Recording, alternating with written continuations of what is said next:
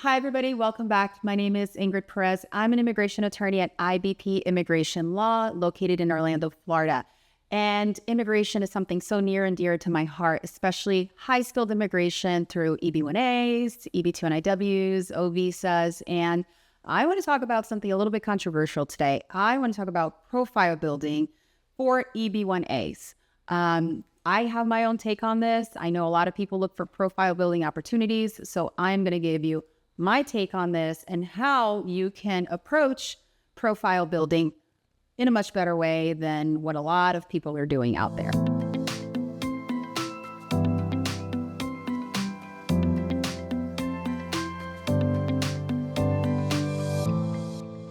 An EB-1A is a self-petition for a person with extraordinary abilities. So maybe you're a person with extraordinary ability in technology, in education, in the arts, whatever it is, right? And they are very difficult petitions to get approved. You have to basically show that you are the creme de la creme, top of your field, national or international, sustain the claim, right? And it's not easy. Not everybody can get an EB-1A. I work with a lot of people in different industries. I work with a lot of people in tech that want EB-1As, especially Indian nationals who are just getting, the short end of the stick when it comes to the visa bulletin, because EB-2s are so backlogged for these foreign nationals. And of course, people are just looking for ways to profile build in order to qualify for an EB-1A. But over the last few years, I've seen a sort of, upsetting trend because people are engaging in the same profile building activities and they end up all looking the same. They end up having profiles that look exactly like another tech professional, or, they're doing the same activities. And then you end up not really standing out in a great way in the eyes of immigration. You end up looking like everyone else. You are defeating the purpose and your case will get denied. So in order to avoid this, what do I tell people, right? First of all, think about what is organic to your profession. I'm going to use the example of a tech industry professional, and I'm going to tell you his story and how he was able to profile build organically. He wasn't doing this necessarily for the purposes of an EB-1A, although he was looking for an EB-1A, but it's all about the story that you can tell and how all of your evidence can just come together and really tell that amazing story and show the immigration officer how each different criterion, go together. So here you go. My client is a tech professional. He was hired by this big retailer, a national retailer, to help the company go from 300 stores to 3,000 stores. And they wanted to do this through technology. And they tapped my client because they thought that he was the guy to do it, right? So right away, that tells me that, we can maybe go for a critical or leading role in a distinguished organization because he was tapped to lead this very important initiative in this company. So he was tasked with hiring employees, building the team, developing the technology, researching what needed to be done to develop this very retail-specific technology in order to help this company scale significantly. And this client realized that, the technology that I need to scale this thing doesn't exist. And he started researching.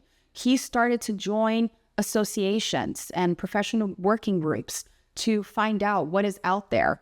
And once he started getting his feet wet, these different opportunities basically landed at his feet. He was invited to do some peer reviews of scholarly articles that were going to be published at different conferences or different journals. And he was like, okay, I can do this. So the more he did it, the better he became at it, the more well-known he became in these organizations. And he started to realize that, the solution that he was looking for didn't quite exist. So he created it. He created it based on the research that he was reading, based on the abstracts he was reviewing, and he published his findings to the world. He published his findings to the public and implemented his findings in his employer, right, in his place of work.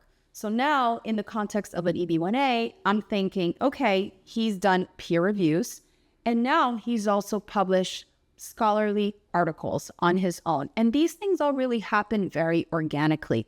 And doing peer reviews and research, as a tech professional isn't something that is necessarily that organic, but it was organic for this one particular person. So anyway, long story short, he's able to build this platform that over the years allowed his employer, his company, to really scale the way that they intended to. And it was all because of this client. As a result of this, he was able to receive a really important award. And I'm not talking about Globies or Titans, none of those awards. He received an award that immigration actually took seriously and accepted because his case was approved. And it all happened because, again, of this, feat that he was trying to accomplish over a period of years. So that happened.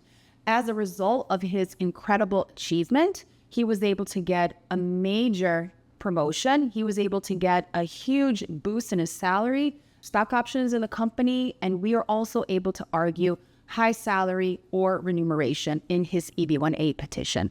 His case was approved, and even though he was seeking opportunities to build his profile, it all happened very organically. So I love telling the story because it shows how individuals in the tech industry, for example, can really do something organic as opposed to different profile building opportunities that look like patchwork. You don't want to do that in your EB-1A. You don't want your, EB-1A to look like suddenly you've done 100 peer reviews over the period of 3 months, because it doesn't look good. It doesn't tell the story. Maybe for the first prong or the first part of the analysis, you'll meet the requirements, but in the second part of the analysis, which is the sustain the claim, part of the analysis that immigration has to do in every type of EB-1A petition, you may not get it because they may say that the quality of your evidence is not indicative of a person who achieved extraordinary ability. So I think that is so important in the EB-1A context. Another thing that I see sometimes a lot of people do is get paid publications, paid media articles written about them. I think this is such a terrible practice because it is so obvious that these are fabricated for the purposes of an EB-1A. Sometimes it just doesn't make sense that you are somebody working behind the scenes getting articles written about you. And I can always tell when these articles are sort of paid or not organic because it talks about the person in these grandiose terms. It doesn't necessarily speak to a specific project, a specific accomplishment that you have achieved. It just sort of goes over your whole life. It's like a profile piece, and it just doesn't make sense. It does not look good in an application, and I tell my clients not to pursue those opportunities. Another thing that I tell my clients not to do and be very careful with are paid awards. Think about it. Not everybody gets an award for the thing that they do. Not every industry has an award. And for a lot of professionals, it doesn't make sense to be getting these awards. So if it's a paid award, like a Globee or something like that, I tell my clients, stay away from it for the purposes of an EB-1A. It does not look good. Immigration does not accept it. It looks like your evidence is fabricated. It becomes a patchwork of evidence that you're submitting. I don't like it. It takes away from your story. It doesn't make sense. So be very careful with these paid awards. At the end of the day, you just really want to tell your story organically to immigration.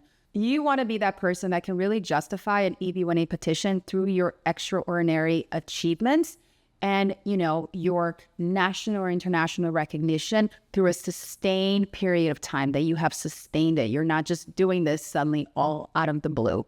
My name is Ingrid Perez. I'm an immigration attorney at IBP Immigration Law.